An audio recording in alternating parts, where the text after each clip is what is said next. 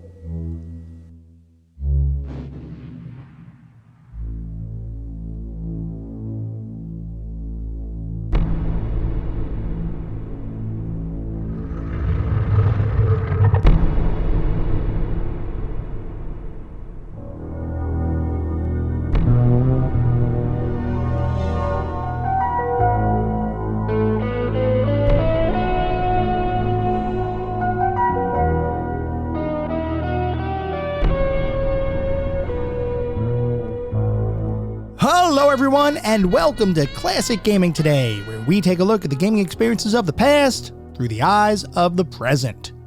I'm your host Tony, and today we're going to look at Under a Killing Moon, a full-motion video point-and-click adventure title developed and published by Access Software and released on the MS-DOS and macOS computer platforms back in 1994. We're going to talk about that game in just a couple minutes, but first, as is usual, just a little bit of housekeeping up front. This is episode number 115. I'm excited to be here. I hope all of you are as well. If you'd like to reach out, let me know how I'm doing, provide feedback, comments, suggestions, or just talk about classic games and technology in general. I would love to hear from you, and there are a few ways you can reach out. I have an X account with the handle @ClassicGamingT. I have an email address, which is classicgamingtoday@gmail.com, and we have our Discord server. The link is in the show notes. Discord is the best way to get in touch with me and the rest of the community around this podcast. We have a ton of fun out on Discord. We do weekly gaming challenges, monthly gaming challenges, prizes, awards, discussions. It's all out there. I highly encourage you all to check it out. I also highly encourage you to check out our Patreon. It is patreon.com/classicgamingtoday. If you want even more Classic Gaming Today goodness, including a Patreon-exclusive bi-weekly podcast expansion pack, patreon.com/classicgamingtoday is where it's at. I'd also like to give a shout-out to our Pantheon patrons. They are ISO, Rich Senewald, David Morton, Sam Twardowski, Sean Marshall, Steve Novoselic, Wendell Jr., and Marek. Thank you guys for supporting the show. Thank you all for supporting the show. Whether you contribute monetarily or simply listen on a regular basis, I truly do appreciate all of the support. For anyone who may be new, welcome. I'd like to take a brief moment to go over the anatomy of an episode because, for the most part, all of our episodes follow a very similar format and structure. We will always start by talking about the history of the game in question, the historical context, how was the game made, why was the game made, and then we move into a pseudo-review kind of section. And I say pseudo-review because it's not like we assign a numerical ranking or star counts or anything like that, but we do talk about every single game from several different perspectives. We take a look at the graphics. How does the game look? The sound and music. How does the game sound? The narrative and or story, if the game has one. Playability and controls, and overall feel. What does it feel like to play the game today versus when it was released 20, 30, maybe even 40 plus years ago? We do all of that to reach a verdict as far as how well the game holds up today. And to do that, we assign each game to one of several categories. At the very top of our list is the Pantheon of Classic Gaming. If a game reaches the Pantheon, you know it is that darn good. It is a certifiable classic. You should go out of your way to play those games today. Just beyond the Pantheon are our golden oldies. These are still really good games. I still highly recommend you play them, especially if you enjoy the genre in which the game exists. You should have a good time. They're not quite Pantheon level, but they're still really worthwhile experiences, and I still highly encourage you all to play them today. Beyond the golden oldies, we reach our mediocre mentions. This is where we start getting into the realm of games that I cannot recommend to the broad game-playing population. They might have aged a little bit, might have had a couple of issues to begin with. You may still have a good time, especially if you enjoy the genre in which the game lives. By all means, give it a go. But I can't recommend these to the broader game-playing population. And then beyond the mediocre mentions, we reach the footnotes. These are the games that are best left in the annals of history. I have played them, so you don't have to. I cannot recommend anyone play these titles today. They have either aged incredibly poorly, or they may not have been all that great to begin with. With that out of the way, we're going to start talking about the game of the day. That is Under a Killing Moon.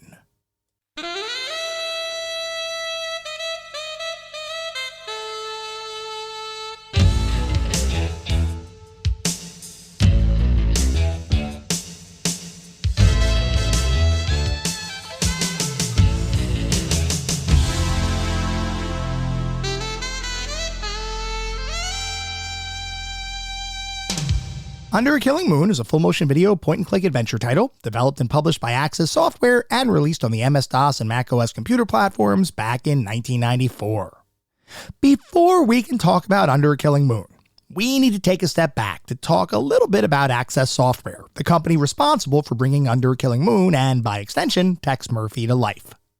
Access Software was founded in 1982 by Bruce Carver and Tex Murphy himself, Chris Jones, who at the time was not a roguish, down-on-his-luck private detective, but was instead a finance employee, who interestingly would eventually become the chief financial officer of the company many years later. While Chris was busy doing finance things, Bruce Carver was busy hacking the venerable Commodore 64 computer system, or C64, and in fact, Carver's hacking proclivities are what would eventually lead to Access Software being formed in the first place. Bruce Carver had always had a fondness for technology, and the purchase of a Commodore 64 for home use, which was at the time one of the primary computer systems available for the home market, reinvigorated his underlying hacker passion. Shortly after purchasing his C64, Carver began poking around with the inner workings of the machine, teaching himself how the computer worked, which for the time was an absolutely essential activity for anyone attempting to use a computer beyond its intended and fairly limited set of prescribed use cases. Because back when the C64 was originally released, it didn't come with much in the way of technical documentation, even for individuals who were trying to develop software for the system. Recall that back in the early 80s, computer game development had not yet advanced much beyond the concept of a couple of dedicated people designing, programming, and building games in their spare time, while at the same time, in some instances, advancing the state of technology, as we saw when we discussed Sierra, or more accurately, online systems during our King's Quest episode. As a result, things like software development kits, detailed technical documentation, and all of the other niceties that we take for granted today didn't really exist, so it was up to the individual programmers and users of the various computer systems available on the market to ferret out their hidden capabilities. In the case of Bruce Carver, he became fascinated by how the C64 processed and displayed graphics, and he spent a ton of time manually inspecting memory locations and registers in the C64 to determine how the C64's graphics processing actually worked. Eventually, through both luck and brute force, he came upon a feature that hadn't been publicized before, that being the concept of sprites for the C64 having the ability to display multiple colors, or 3 colors to be exact. Now, let's take a step back a second to talk about sprites, which for some of you is likely a bit of a refresher. A sprite is a graphical construct whereby the object is made up of a grid of pixels, oftentimes with some predefined boundary or grid size, like 64 by 64. You can most commonly see sprite work if you fire up nearly any game from the Nintendo Entertainment System in the 80s. A prime example, the character of Mario in Super Mario Bros. Is itself a sprite. So, looking at the C64, the default sprite on that system could only be made up of a single color, which is, as you might expect, just a bit bland. Carver discovered a way to use a hidden feature of the C64 to add multiple colors to a single sprite, and, urged on by some colleagues, was convinced that this sprite building tool could be refined and eventually sold on the market. And it turns out, that's exactly what Carver decided to do. He added features, tweaked some of the structure, and eventually sold the Sprite tool, which he branded as Sprite Master, as the first official software product from his new company, Access Software.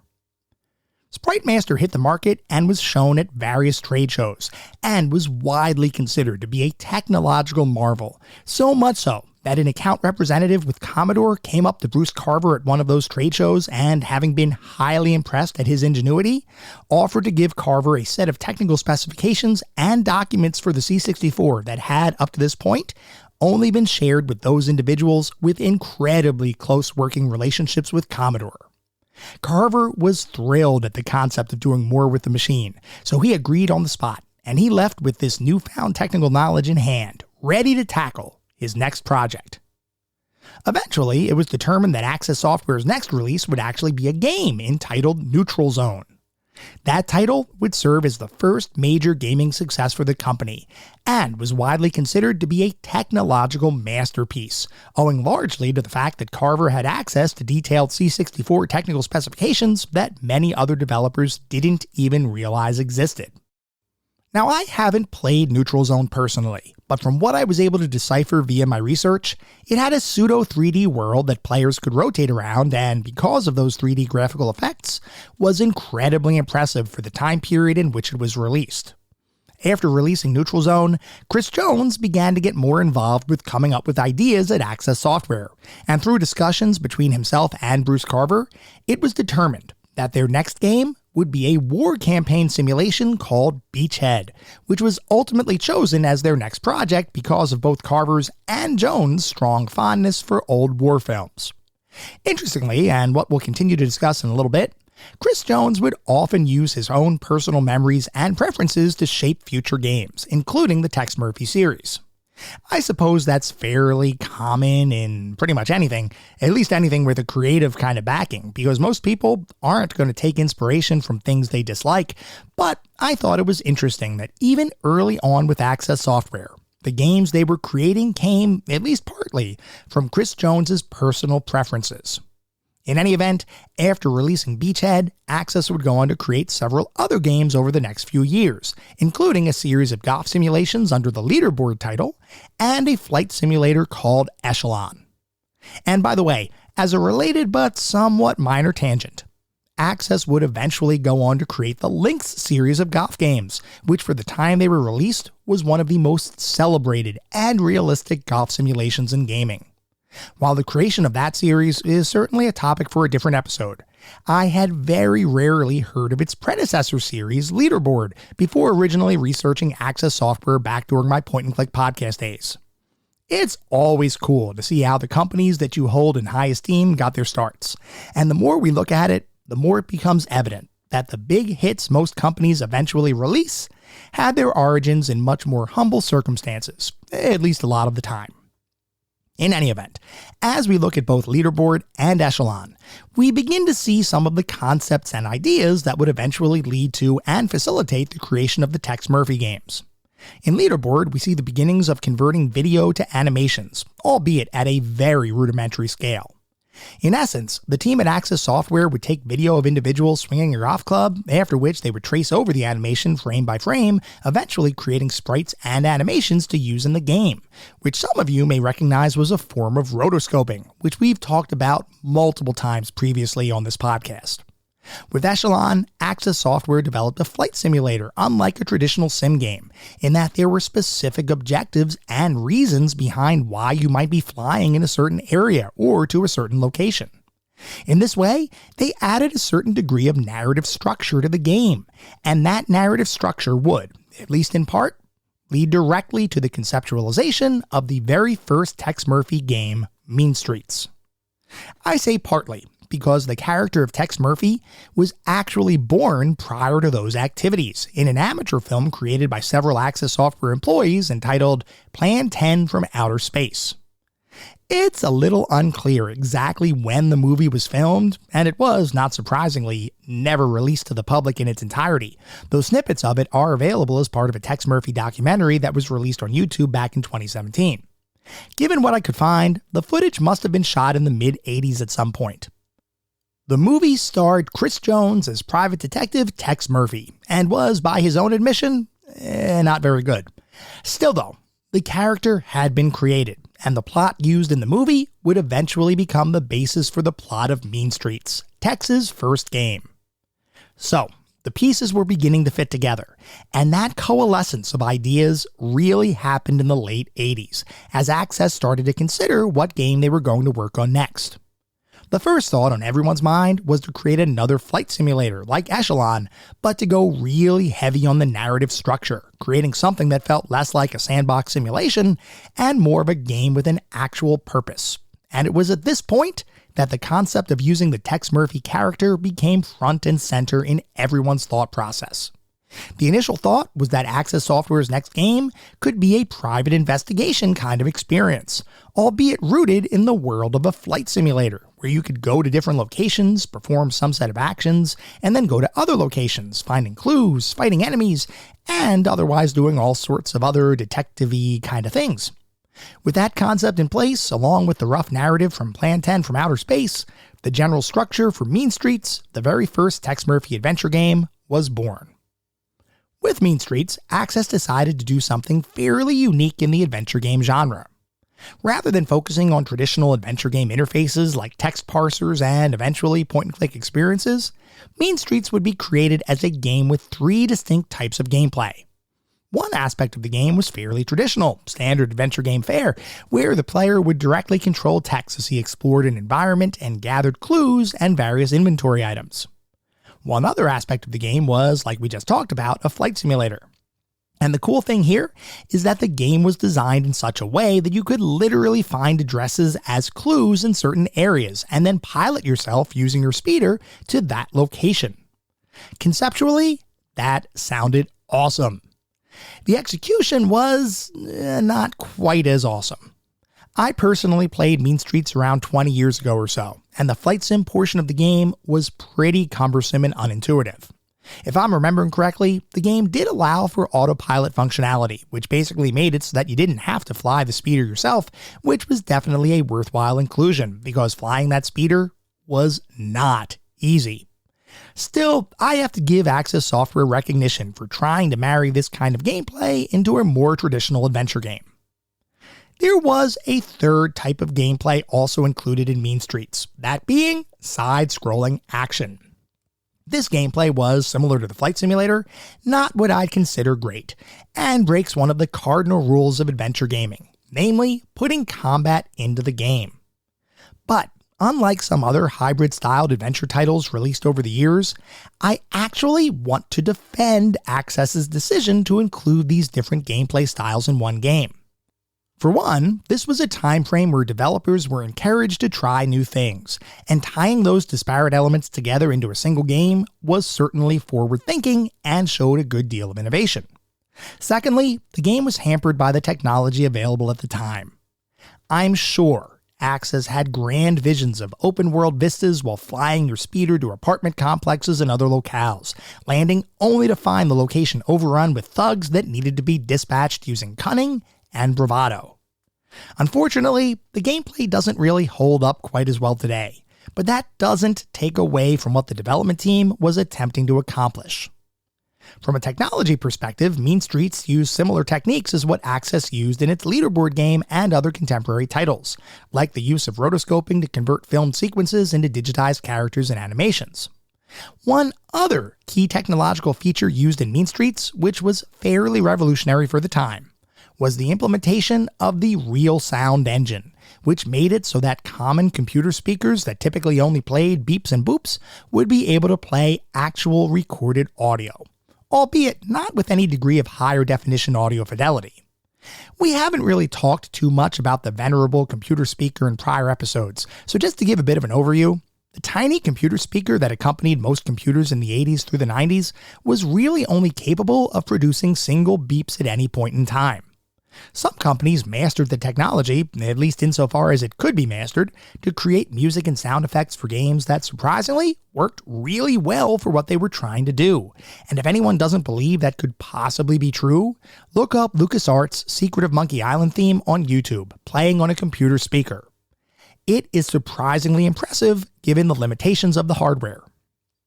Access Software, however, would take things a bit further and figured out a way to embed real digital sounds into their games and then play them through the computer's speaker.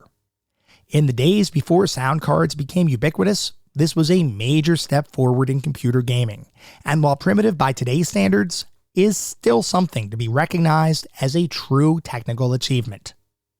Interestingly, the original implementation of real sound occurred on the Commodore 64, and in what I thought was a funny anecdote, it turns out that playing even a short phrase of digital dialogue would consume half of the cycles of the C64's CPU. That's like saying playing this podcast would take half of the cores your computer or audio device currently has, which from a modern perspective would be a ludicrous statement. The amount of power real sound consumed for the time period was insane, but it was also still something very innovative, and very few companies of the time had attempted to do anything similar. Tangent aside, and getting back to Chris Jones himself, there wasn't really much for him to do in Mean Streets from an acting perspective, other than pose and act as the character art for the main character, that being Tex Murphy. Jones later said in an interview that the only reason they decided to use him for the character at all was the fact that he was there, and he was cheap labor since he worked with Access Software anyway. Little did anyone know that in later years, Tex Murphy would end up becoming one of the most iconic characters in adventure gaming. While Mean Streets was released in 1989 to a fairly positive critical reception, Access decided to double down on the adventure portion of the game for their next Tex title, which would eventually result in the creation of Martian Memorandum. Martian Memorandum was a much more traditional point-and-click adventure, and the flight simulation and action portions of the prior game were scrapped in favor of delivering a more refined adventure experience, along with actual dialogue trees and character interactions, which had been entirely missing from the first game.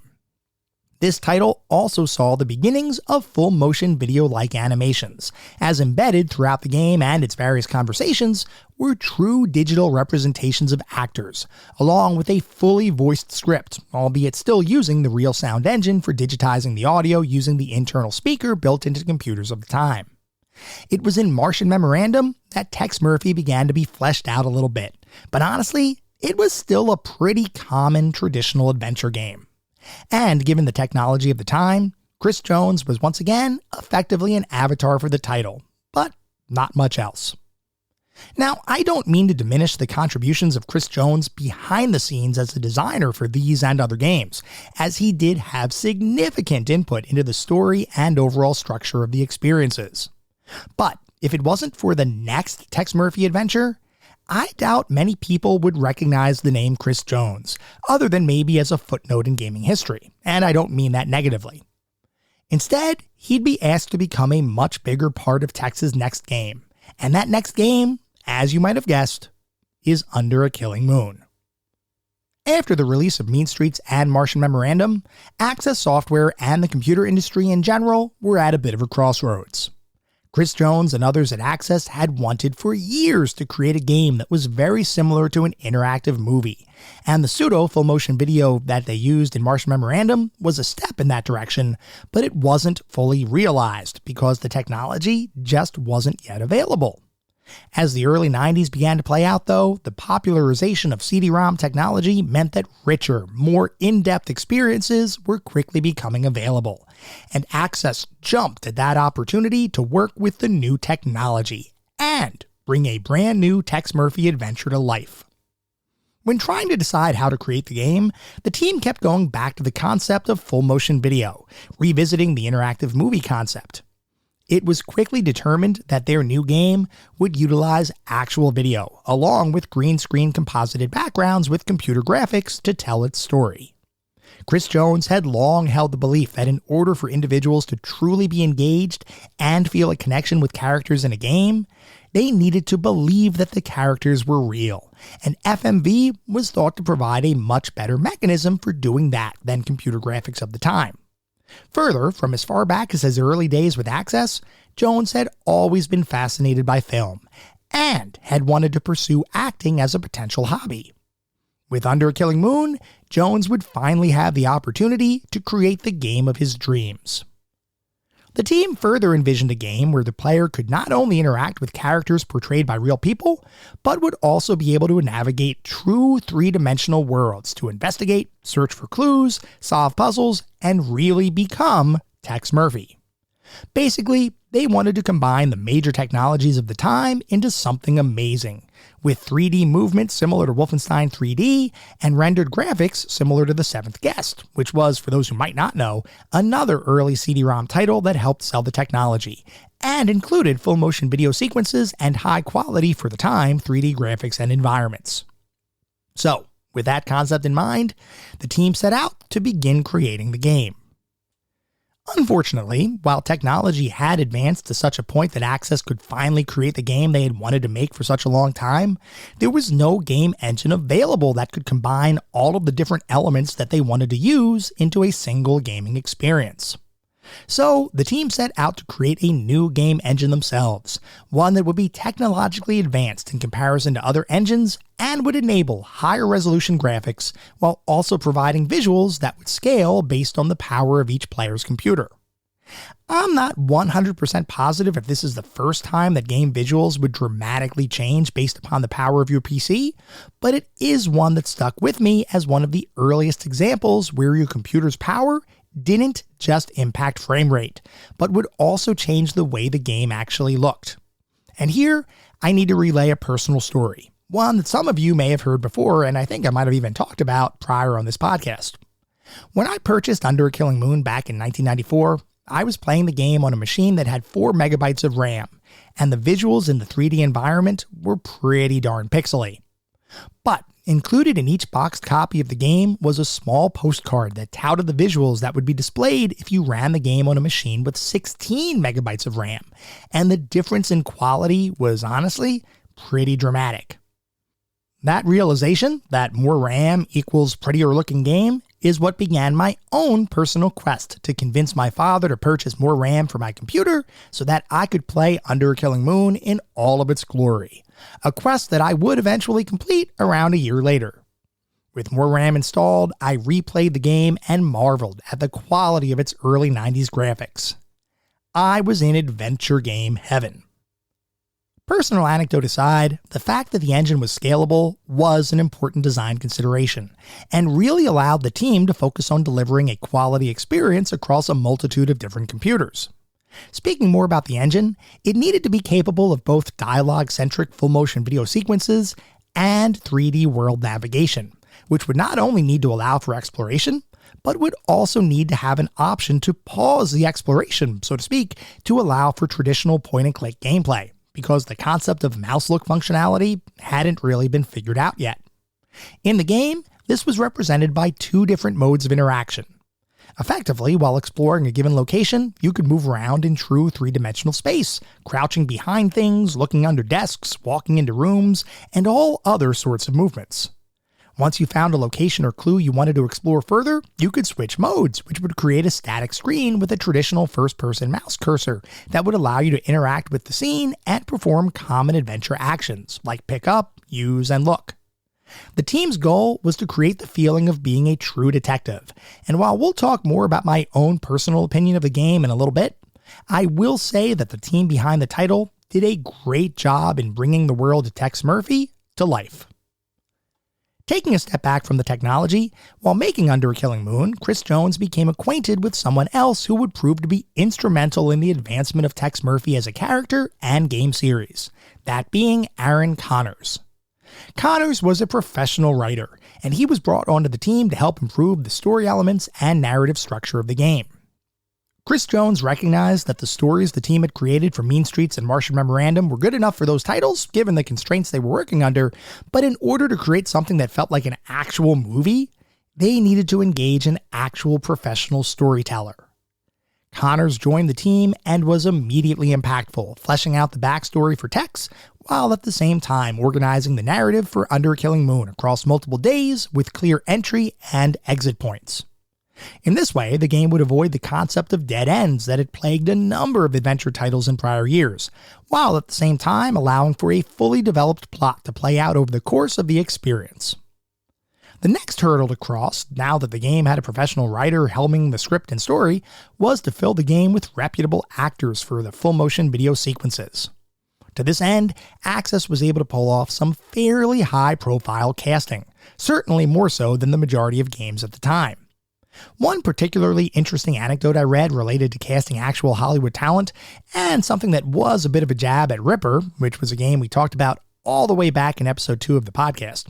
When asked about the decision to write parts for actors, Connors described that while there was no guarantee that they'd ever get the actors they wanted for any given role, they had to have an understanding of what the part would be, and during casting, there had to be a concerted effort to match the right cast with the right parts. He contrasted Access Software's efforts to the hiring of Christopher Walken for another game, that being Ripper, which was never explicitly named in that interview, but was pretty obviously Ripper, where the goal was to simply get named talent without regard for the quality of the script or alignment of actor to role. Speaking as someone with a great fondness for FMV titles, you can definitely see how Access's efforts paid off. The acting and casting in the game were actually quite good, and we'll talk more about my thoughts on the game's acting a little bit later. Being able to hire such well-known actors, with perhaps the biggest win being casting James Earl Jones as the voice of the big PI in the sky, would end up coming down primarily to luck. Jones and Connors knew they wanted to hire real talent, but they didn't have a great way to go about identifying actors who would be willing to take part in a game. James Earl Jones ended up signing on because his son had heard about the game and convinced him to do it, while Margot Kidder, who played Lois Lane in the original Superman movies starring Christopher Reeve, was cast simply because she was in town at the right time, and someone working at Access had known her. While I'm not sure of the other stories behind the casting of the various roles of the game, I always find it interesting how these things come to be, and it's amazing how much luck can sometimes factor into the success or failure of any endeavor. While a number of the cast was played by quote-unquote real actors, the remainder would be made up of other Access Software employees and friends. I have to say, though, that the quality of the acting across the board was light years beyond most FMV titles of the time. In particular, it's been noted by many, and I agree, that Chris Jones' portrayal of Tex Murphy was so good that you would never have realized that he got his start as a financial analyst and didn't really have much in the way of formal acting training. Aaron Connors even commented that it was strange to see Chris Jones in front of the camera because he changed immediately as soon as the film was rolling, becoming the character and really imparting a great performance anytime he had the opportunity. Under a Killing Moon was eventually completed and released in 1994, coming on 4 CD-ROM discs, and immediately garnered strong critical praise, with many critics and gamers alike declaring it to be one of the best games ever created. It would go on to sell over 400,000 copies in the 2 years following release, which was good enough to become one of the best-selling computer titles of the year. It would win a number of Best Adventure Titles of the Year awards from various publications, and would, perhaps more so than any other title, really put Access Software on the map. This was the crowning achievement of a company that had always wanted to tell a good story, but had been hampered by a lack of technology that would enable them to fully create their vision. With the release of Under a Killing Moon, Access Software had finally achieved what they had wanted to do for a long time. They created an interactive movie, one that they hoped would stand the test of time, and from that point on, Tex Murphy would become a name synonymous with awesome adventure gaming. As many are likely aware, there were multiple Tex Murphy games that followed Under a Killing Moon. The next title in the series, Pandora Directive, was actually a more robust experience than the prior game, owing largely to the hiring of Adrian Carr, a trained film director, to the team. Carr would go on to work on every Tex game that followed, and his experiences brought a level of cinematic technique that was sorely lacking from other FMV games. Interestingly, the release of Pandora Directive is what Chris Jones considers to be the most important release for Access Software, as it truly embodied their full vision for what an interactive movie could be, that being stellar visuals, an intriguing story, and multiple branches through the plot, which Under a Killing Moon didn't have. Unfortunately, and as we've talked about before, full-motion video games were a fairly common thing back in the mid-90s, and a number of them were not what you'd consider lovingly crafted. The ripple effect, or potentially Ripper effect, of that lack of quality was that Pandora Directive ended up being lumped in with the other lower quality FMV games of the time, which negatively impacted its sales. Still, Access would go on to release another Tex game shortly after, dubbed Overseer, which was a retelling of Mean Streets through a series of flashbacks. Originally designed to be a showcase for DVD technology, which was slowly replacing CD-ROMs as the storage medium of the future, the game released on both CD and DVD, and surprisingly ended on a cliffhanger that wouldn't be resolved for over 15 years, as shortly after release, the adventure game genre began to fall out of favor, entering the portion of history where many declare the adventure game genre to be dead. As we all know, this didn't really happen, and for the last 10 years or so, we've been in the midst of an adventure game renaissance. But back then, the future was dark for adventure game fans, and despite the best efforts of Chris Jones, Aaron Connors, and others, there wasn't going to be any more Tex Murphy games for at least the foreseeable future. In the period of time following Overseer's release and the downturn in the adventure game industry, the team behind Tex did release small snippets of information to try to continue the story, most notably a series of radio dramas set after the cliffhanger events of the game. And anyone who wanted to explore a different side of the Tex Murphy universe could pick up the novelizations of both Under a Killing Moon and Pandora Directive, both of which were penned by Aaron Connors based on the plots from each game. True closure would not be received, however, until the successful Kickstarter and eventual release of Tesla Effect, which is the newest Tex Murphy adventure released several years ago. That game would utilize current technology to tell an amazing story with the same combination of interactive exploration and full motion video goodness. It was, in a word, awesome, and something that Tex Murphy fans around the world loved. The story doesn't end there, though, as following the release of Tesla Effect, work began on a fan remake of Overseer, using tools and technology similar to those used in Tesla Effect. The remake eventually got the attention of Chris Jones and Big Finish Games, which is the current company Jones is a part of and the rights holder for the Tex Murphy franchise, and it was decided that the game wouldn't just be a remake, but would be an entirely new chapter in the Tex Murphy saga. This new game, entitled The Poisoned Pawn, remained in development for a couple years, though unfortunately would ultimately be cancelled as a result of creative differences between the Poisoned Pawn team and Big Finish Games, leaving Tex's next new adventure on indefinite hold. For what it's worth, Aaron Connors has written and is in the process of writing Tex Murphy novels that continue the overall story beyond Tesla Effect, and the Big Finish Games team is working on a remake of the Pandora Directive, which is exciting news for anyone who enjoys a solid Tex Murphy adventure. It's not clear when that title will release, and to the best of my knowledge, it remains on an indefinite hold as the Big Finish team waits for key team members to become available to work on the title. But I remain hopeful that we'll eventually see a modernized version of Tex's most critically acclaimed and beloved adventure. Regardless of what the future may hold, with Under a Killing Moon, Access Software finally achieved their vision of creating a truly interactive movie, complete with Hollywood actors, special effects, and well-acted scenes, coupled with a significant amount of gameplay, which helped to avoid the FMV curse that many titles faced back in the 90s. Countless fans have enjoyed Tex Murphy adventures over the years, and as a full-fledged member of the Tex Murphy fan club, I've got to say that Under a Killing Moon, perhaps more than any other Tex title, holds a special place in my heart. Under a Killing Moon was the game that truly introduced me to what was possible with interactive FMV games, and perhaps more than any other title, made me become a fan of FMV as an entire genre of gaming. Whether that fandom is warranted or not, the fact is that Under a Killing Moon is an adventure game that many gamers believe should not be missed, and as such is likely a title that will remain in the collective hearts and minds of gamers around the world forever.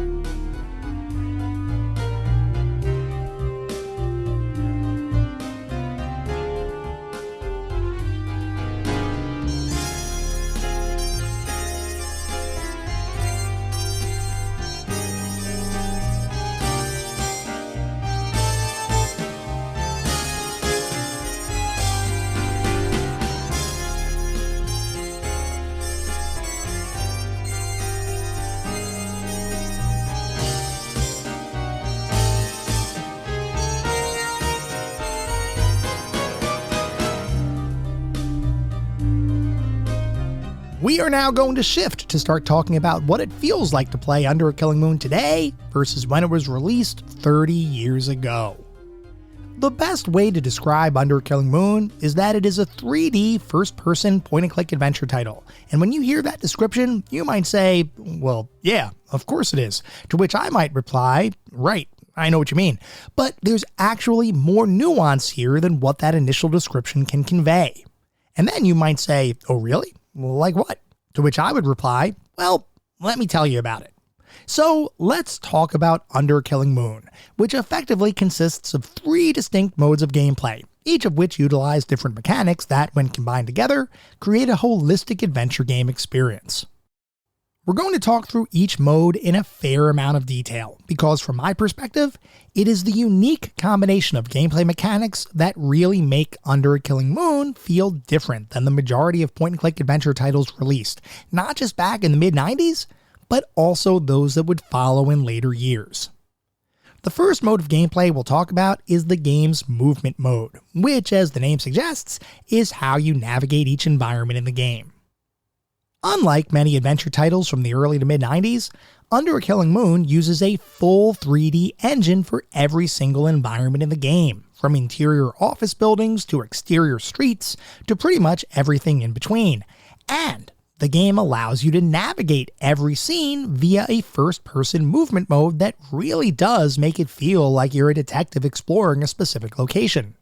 The way it works is, you press your spacebar on your keyboard, and that'll activate movement mode, where you can move all around the current scene you're in, using your mouse to move and look around the environment, while your keyboard arrows control your ability to look up or down, and a combination of your Shift, Control, and Alt keys allow you to either crouch lower in the environment or stand up taller, presumably tiptoeing around if you're fully extended vertically.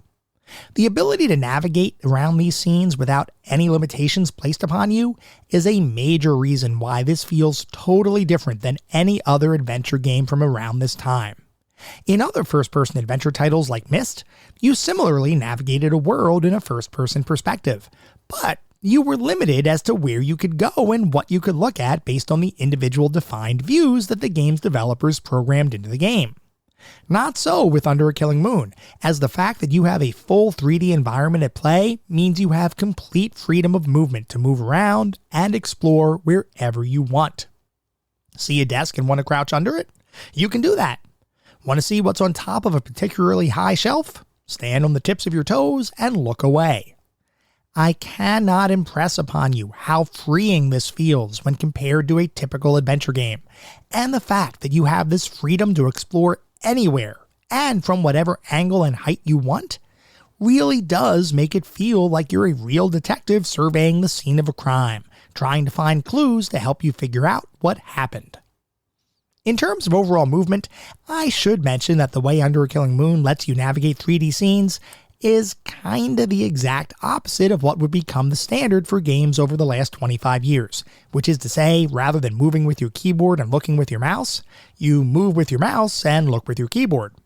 For the uninitiated, I can see this taking some time to get used to, but for those who have played a Tex Murphy adventure before, or even if you tried to use mouse movement in early first-person shooters like Doom, you'll likely acclimate pretty quickly, though I will admit that needing to use your keyboard to look up and down never stops being a bit cumbersome, especially because, to the best of my knowledge, you can't remap keys. If you could have remapped the arrow keys to the now standard WASD configuration, I feel like it would have gone a long way to giving you a bit more of a modern feel, versus Under a Killing Moon's arrow-driven look system. Regardless, once you get used to the controls, you shouldn't have any issue navigating the various environments you'll come across throughout your playthrough, which is a good thing too, because not only do you have to look up, down, under, over, and all around to find clues, but you may find yourself in certain situations where you need to avoid being seen, lest you end up receiving a lecture from the big PI in the sky following an unceremonious death. There aren't a ton of scenes where you're in any real danger, but there are enough where your familiarity with the controls will either let you survive or may result in an untimely death. In all instances, simply ducking behind a solid object will provide you with enough cover to thwart any villain's prying eyes, and the game does always warn you in advance when you need to hide somewhere, so at the end of the day, this never becomes an issue. but is rather a way to drive more engaging gameplay during certain movement sections of the game, which I definitely appreciated. Eventually, as you navigate different scenes, you may find something that looks like a clue or an object that you want to inspect more closely, which is where interactive mode comes into play. When you're in movement mode, if you hit the spacebar on your keyboard, the screen will freeze in place, and you'll be allowed to interact with your current view in whatever way you'd like, using traditional first-person perspective point-and-click gameplay. If that sounds confusing, think of it like this. Assume Myst allowed you to fully navigate its island environments, but you couldn't actually click on anything unless you were anchored in a single spot. That's exactly the concept behind Under a Killing Moon's interactive mode, and in this way, you effectively create your own static screens to point and click around, rather than being reliant on a developer to frame things just the way he or she wants it to look. This both provides immense freedom from a gameplay perspective, but can occasionally lead to a bit less streamlined point-and-click action, as you might need to adjust and readjust your view a couple times before you can really get a good view of the scene you're trying to investigate. It doesn't take long to correct your view, as all you need to do is switch back to movement mode, adjust what you're looking at, and then return to interactive mode, which usually only takes a couple seconds at most. But until you're used to the controls and how each mode in the game works in conjunction with one another, this might feel a little unnatural.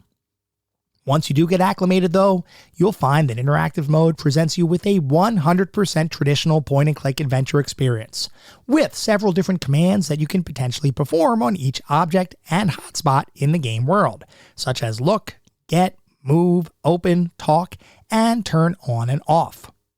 The game is built with a fully context-sensitive control scheme, meaning each item or hotspot you mouse over will only have commands selectable that can actually be used on that item or hotspot. You won't be able to try to turn on a piece of mail as an example, and you won't be able to open a person, as you might expect, which serves to streamline the overall experience a bit. Some people might be disappointed at the removal of any potential comedy that could result from trying to perform silly actions on various items, but from my perspective, the benefit of having a more straightforward and user-friendly command interface outweighs the reduced open-endedness of being able to use any command on any object. Anyway, as you explore each environment, you'll likely find certain items that can be picked up, and assuming you do in fact retrieve those items, they'll be added to your inventory, similar to any other adventure title that you may have played in the past. The difference here, though, is that every inventory object is rendered as a full 3D object, and when you examine those items, you'll be treated to a pre-animated, pre-rendered view of each item, oftentimes via a rotation-like animation that lets you see an object from all sides.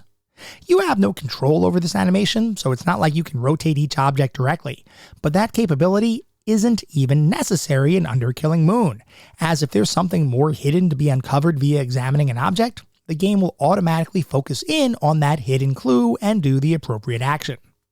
As a hypothetical example, let's say you have a remote control in your inventory, and you want to try to remove the batteries from the battery compartment of that controller.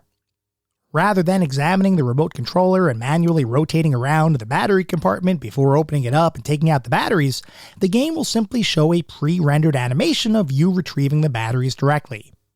Basically, if an item has something special that needs to be done with it, and you examine it, the game will automatically do the correct action in order to progress your game, which for the most part worked. I will say that I would have preferred more freedom to more directly examine items on my own, rather than having the game hold my hand in these situations, but ultimately, this is a minor critique, and one that never really impacted my enjoyment of the game.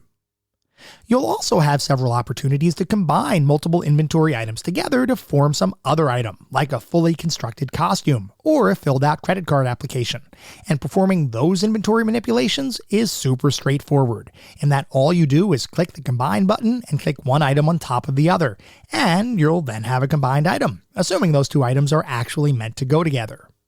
For the most part, these inventory combination puzzles are pretty simple to figure out, and are almost universally very logical, so I don't expect many seasoned adventure gamers will have issues with any of the inventory combinations prevalent throughout the game.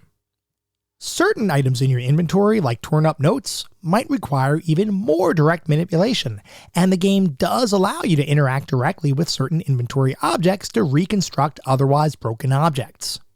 The interface for these puzzles is pretty self-explanatory, in that you click a piece of an object with your mouse to move it, and can press the arrows on your keyboard to rotate that object. We'll talk more about the torn note puzzles in the game in just a little bit, because I do have some thoughts, but generally speaking, the controls for manipulating these reconstructions are pretty simple to pick up. Beyond moving around various environments and exploring static scenes, the third major mode in Under a Killing Moon is the dialogue system, which comes into play when you're interacting with or interrogating different people that you may meet throughout your playthrough. Most of the time, when you first come into contact with a new person, you'll be presented with a full motion video cutscene, where at certain points, you'll be given the option of selecting from one of 3 different response types. The game never tells you exactly what Tex is going to say during one of these cutscenes though, so you kinda have to make some logical assumptions depending on how the game labels those choices. As an example, one option might be something like blatantly lie, which will make Tex blatantly lie, of course, but you don't really know what kind of lie he's going to say until it plays out in real time. This definitely serves to keep the game's dialogue system a bit more engaging than simply reading a fully written out response and then selecting it. But it also comes with a potential downside, in that you may assume a given response type will play out one way, when in reality, it plays out in a different, unintended way. For the most part, the response types correspond directly to your assumptions, but occasionally, you may need to respond in a way that doesn't feel 100% like it should work in a given situation, only to come to realize that that particular response is the only way to progress forward in a given conversation. And yes, there are dialogue-based puzzles in the game, where you may need to select a specific sequence of responses in order to get a certain character to provide you with the information you need to progress in the game. Most of the time, these dialogue puzzles are pretty simple, but I will admit that there are a couple that required a bunch of trial and error to figure out the right way through a given conversation. This can sometimes break the illusion that you're embodying a real private investigator, as occasionally, only one specific set of dialogue options will result in success. I would have preferred a slightly more robust conversation system, where multiple paths would be available that could potentially result in the same desired outcome. But I suppose that would have been a bit more technologically challenging given the time that the game was created. So I can't fault Access Software too much for going with a more simplified approach, even if it did sometimes make the experience become more focused on trial and error than I personally prefer. Assuming you do choose the correct dialogue response, you'll most likely reach a point where you can ask an individual about the various topics that you've learned about over the course of playing the game, which follows a very traditional format of clicking the topic and potentially learning more about it from the character you're speaking with. If the character has additional info, then he or she will respond with that info. If the character doesn't know anything about a specific topic, then he or she will tell you that. And it appears that each character has around 3 unique responses to these I don't know kinds of situations.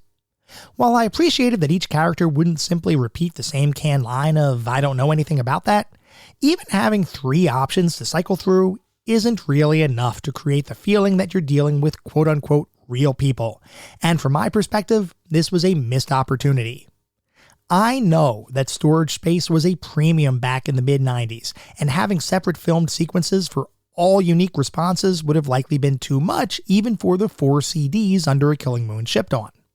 But regardless, I much prefer the 100% tailored responses in games like Broken Sword, as opposed to the more generic responses that most adventure titles, including Under a Killing Moon, would utilize.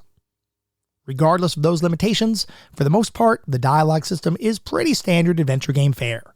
But when combined with the interactive point-and-click mode in conjunction with the first-person 3D movement mode, the game takes on a structure that is very much non-traditional, and that combination is what truly makes Under a Killing Moon a unique experience. We'll talk more about the other specific aspects of the game in just a minute. But first, as we always do, we need to take a look at the back of the box, because, as you all know, I love looking at the back of the box for these games. I love learning how different companies marketed their titles, especially in the era of gaming that we typically look at.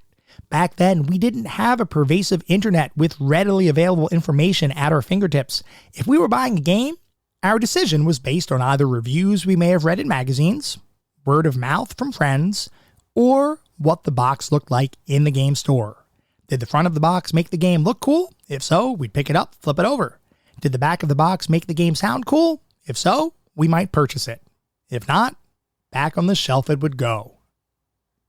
So, for Under a Killing Moon for the MS-DOS computer platform, the back of the box says, Under a Killing Moon.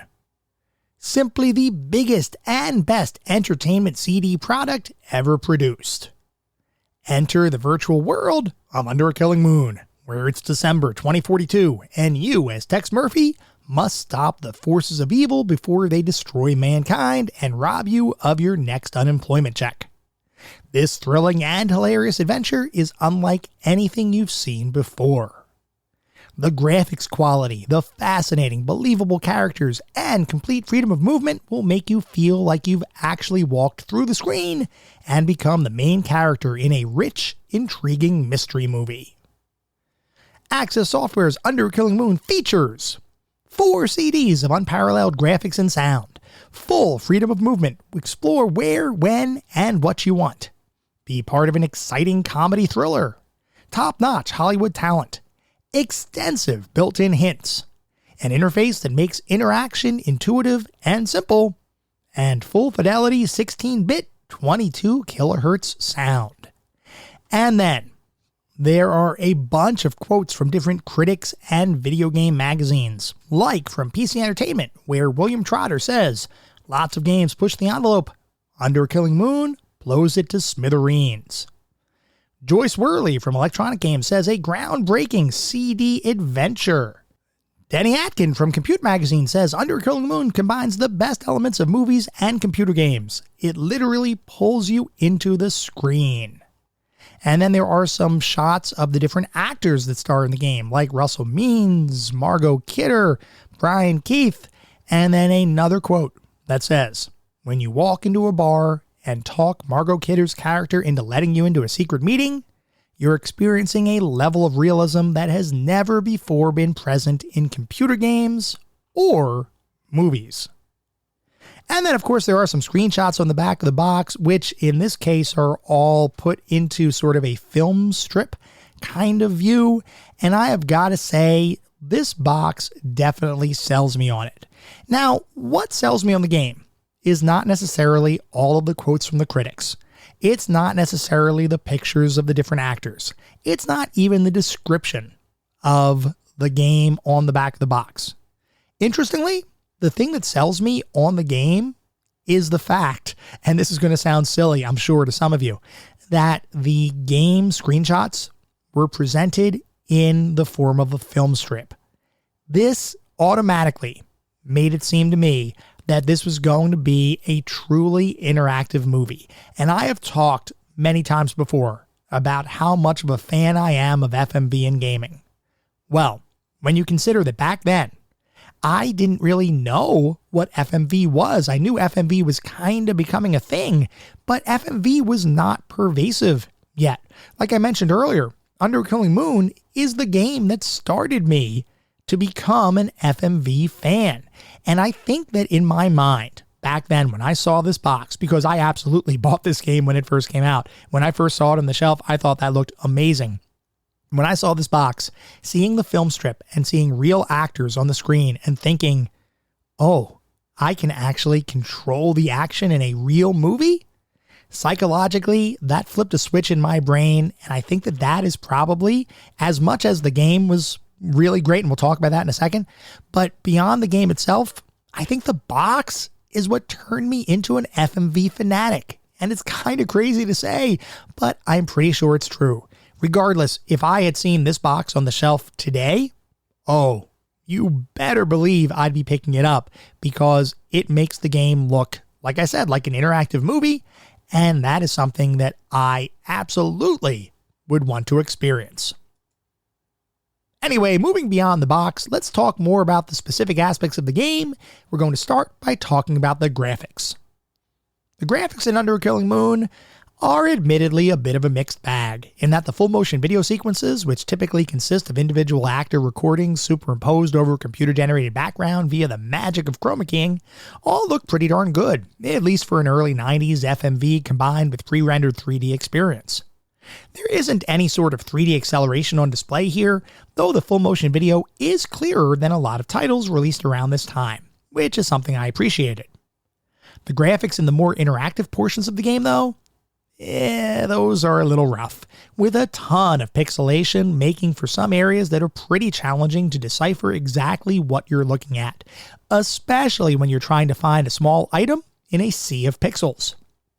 Once you do find the item, it's simple enough to see it in the environment, but because of the lower resolution of the game's visuals, actually finding the item in the first place can be challenging. As an example, at one point in the game, you're expected to find a small item sitting on top of a fireplace mantle. Well, because of the early 3D visuals in the title with limited perspective correction, unless you're looking at the fireplace mantle from just the right angle, you may end up missing the item entirely, as you might assume that it's just a couple of off-color pixels to give the scene some added color depth. Eventually, once you angle your view differently, you'll notice that it is in fact an item and not just some differently colored pixels, but this can definitely be an issue in certain scenes. Luckily, this kind of situation doesn't happen all that often, as most items are visually distinct enough to be fairly obvious, assuming you're applying a bit of focus in exploring each scene. But there are several instances that feel unnecessarily hidden, simply because the game's visuals weren't of a high enough quality to display the item appropriately on the screen. This lack of visual definition can also come into play with certain flavor text hotspots in the world, like any time text appears in a graphical element, as you might see on a framed diploma on an office wall, just as an example. The text on these 3D objects is almost illegible, unless you get to just the right distance and just the right angle. This was a bit of a disappointment, because the world is full of unique objects and funny narration to accompany examining almost every single hotspot in the game, of which there are many. I just wish actually looking at the objects when navigating the game world was a bit clearer. As an interesting bit of trivia, the quality of the game's visuals, like we talked about before, are not driven by your video card at all, but are instead impacted by the amount of RAM that you have in your system. And in the box version of the game, which I literally have sitting right in front of me, there's an insert that was included that shows what the game looks like with different amounts of RAM. And it was that insert that, like I mentioned earlier, drove my personal quest to try to get more RAM for my computer, so I could enjoy Under a Killing Moon in all of its pre-3D accelerated glory. It's not truly a 3D accelerated title, and as a result, there's just a little bit more pixelation than I would have liked, barring getting the perfect angle, height, and perspective for a given area of a specific scene. Definitely something that a potential remaster would undoubtedly solve, but to the best of my knowledge, outside of some fan-driven work from years ago, which looks pretty cool, no Under a Killing Moon remaster is in queue at any game development studio. Regardless, it's not like the visuals are bad, it's just that I can see how much better they could look in my head, and I feel like the graphics for Under a Killing Moon reached for the stars, but ultimately were limited by the technical limitations of then modern computer hardware. Moving on to the sound and music in the game is all universally excellent, with some really jazzy music accompanying a good portion of the game, which really does enhance the feeling that you're playing a noir-style detective game, albeit one set in a post-apocalyptic future as opposed to the black and white jazz era of the 30s and 40s. If you have a Roland MT32 or a Roland Sound Canvas, you're truly in for an auditory treat, as the music when played on one of those devices sounds really good. Although the mix between the music and voiceover can make the music a bit overpowering if you don't tweak the balance between the two. This is an easy enough fix, but by default, the music is much too loud for most of the pre-recorded dialogue, though I recognize this is not a statement I can make with universal accuracy, as everyone's specific sound card setup could potentially impact the way the game sounds on their computer. I'm not holding this against the game at all for that very reason, but I did feel the need to mention it just in case anyone else experiences that issue. Outside of the music, the rest of the sound in the game, the majority of which is recorded voiceovers and filmed video sequences, all sound great, with very clear quality audio that utilized the expansive storage of CD-ROM technology incredibly well. Of particular note here is that beyond the technical competence of the audio recording, all of the voiceovers and film sequences display a level of acting quality that you rarely saw in FMV titles of the time. Now sure, most of the acting is intentionally campy, and there are some actors, and I use that term loosely, that are obviously amateurs. But for the most part, the quality of the acting on display is commendable, with a couple performances deserving special recognition, those being Chris Jones' portrayal of Tex Murphy, which is lovably goofy, and anytime James Earl Jones' voice comes out of your computer speakers, which, I mean, come on, it's James Earl Jones. I'd listen to him read the phone book. Overall, the audio environment in the game is excellent, and I have next to no complaints. Moving on to the narrative and story, in Under a Killing Moon, you play as Tex Murphy, a down-on-his-luck private investigator living in a post-World War III San Francisco in the year 2042. One day, Tex gets a visit from an old friend, the Colonel, who warns him that his name was heard in conjunction with a dangerous case the Colonel is working on. The Colonel wants Tex to steer clear, and for a period of time, it looks like Tex is going to be able to do just that. However, eventually, Tex is contacted by a wealthy countess who needs help retrieving a stolen artifact, a case Tex gladly accepts. Well, it turns out that seemingly innocuous request ends up thrusting Tex into a potentially world-ending plot involving secret cults, genetic experimentation, and the never-ending conflict between mutants and humans. Can Tex save the day? There's only one way to find out. The story here is so good, and is doled out so cinematically that I truly believe Under a Killing Moon deserves its recognition as an interactive movie. Every aspect of the game's design and world drips with atmosphere, and everything you examine and every person you talk to either furthers your understanding of your current case and the dangers you have to circumvent, or enhances the backstory of the game's world itself. The world building in Under a Killing Moon is excellent, and the story never fails to deliver engaging, meaningful scenarios for you to experience, many of which are laced with comedy that can occasionally make you chuckle out loud. This is a rare narrative that hits the mark in nearly every capacity, and I have literally no critiques. Moving on to the playability and controls, we've already talked about the majority of the game's general structure and controls, so I'm not going to rehash all that here. What I do want to reiterate is that if you've never played a Tex Murphy game before, when you first sit down to play Under a Killing Moon, it's highly likely that you'll need some time to get used to the general movement, the different gameplay modes, and how best to navigate and explore each environment. You will acclimate to the game's unique mechanics pretty quickly, but this is not a 100% pick up and play experience.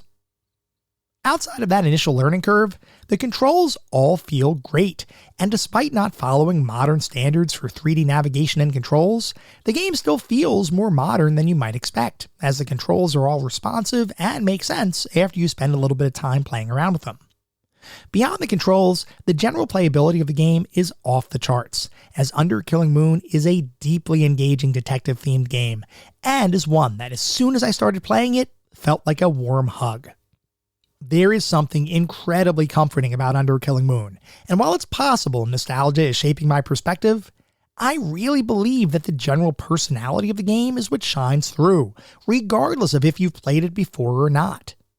There are so many interesting features at play here, all of which combine into something that is greater than the sum of its parts, and I, for one, am here for all of it.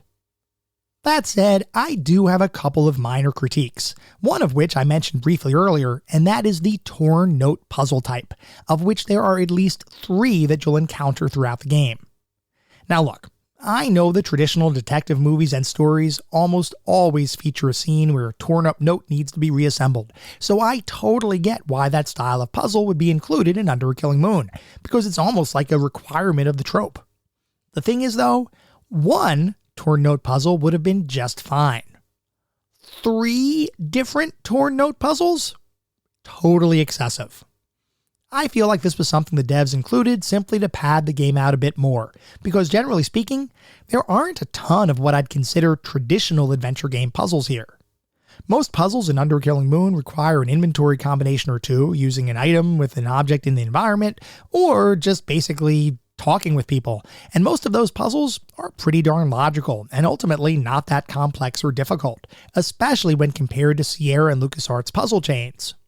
The Torn Note puzzles were probably an attempt to fill that gap, and while one would have been a perfect inclusion for the game, 3 was just too many.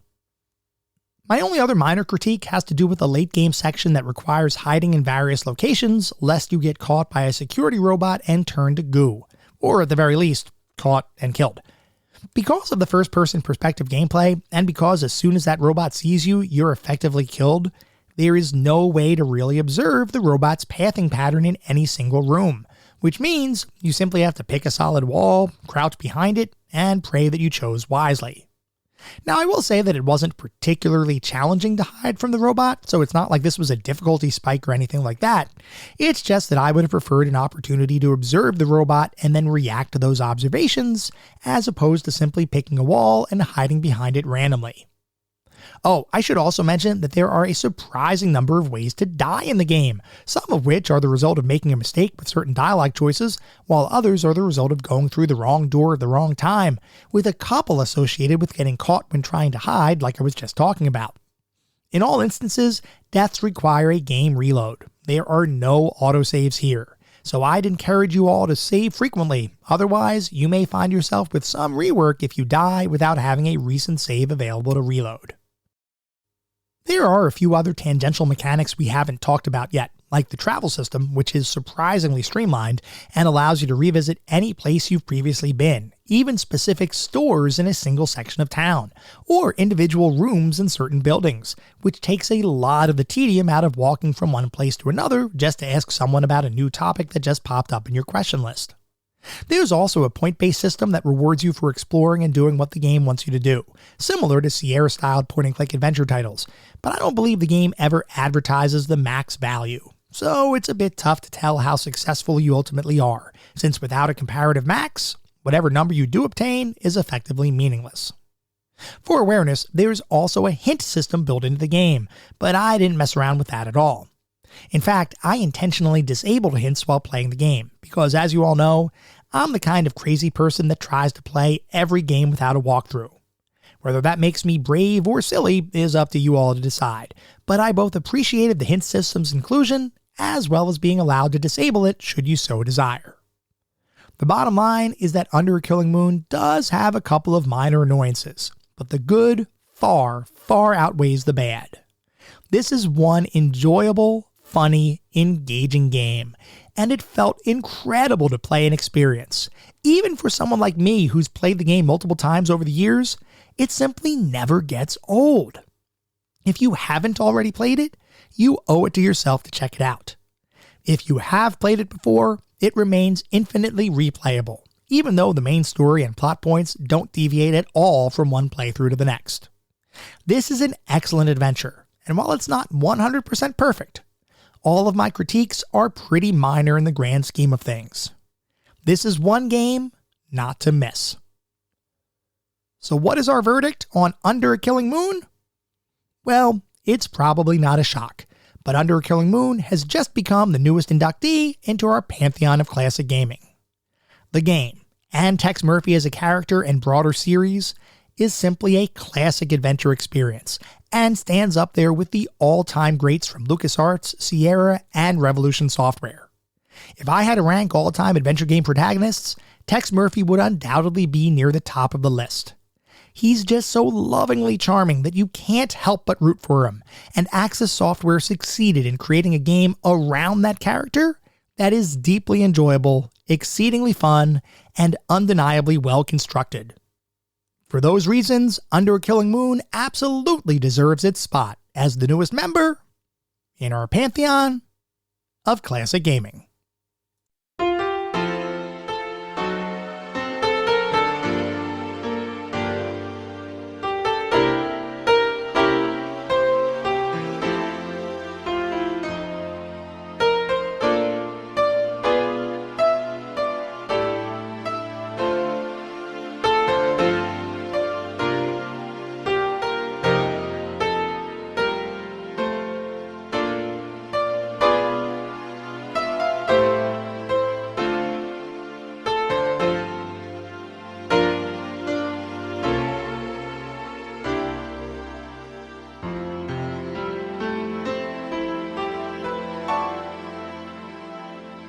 That was our episode on Under a Killing Moon. I hope you all enjoyed listening to it as much as I enjoyed creating it.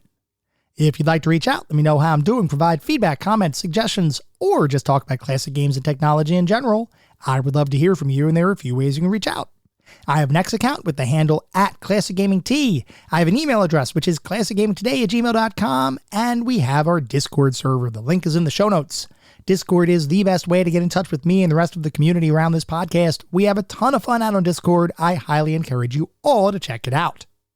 I also highly encourage you to check out our Patreon, and it's patreon.com/ClassicGamingToday. If you want even more Classic Gaming Today goodness, including a Patreon exclusive bi-weekly podcast expansion pack, patreon.com/ClassicGamingToday is where it's at. Before we sign off for the week, I do want to mention that our next episode is going to be focused on the Castle of Dr. Brain. So feel free to write in if you have any particularly fond or not so fond memories of that experience. At the same time, I recognize you're likely listening to this podcast on any number of podcast services. And if you would feel so inclined, it would be great if you could leave me a review. This is not about trying to bolster star counts. This is not about trying to harvest a ton of 5-star ratings, though if that happens, awesome, it means we're doing something right. No, what it's really all about is trying to deliver the best possible podcast I can. The only way to do that is to get feedback from all of you, the listener community, to make sure I'm hitting the mark and delivering the content you all want to listen to. We get new listeners every single day, which is simply amazing. I want to continue to grow this amazing community and continue to make the best possible podcast I can. We'll be back in around a week with our next episode focused on the Castle of Dr. Brain. Until then, remember, sometimes the games of the past are just as good, if not better, than the games of today. Goodbye, everyone.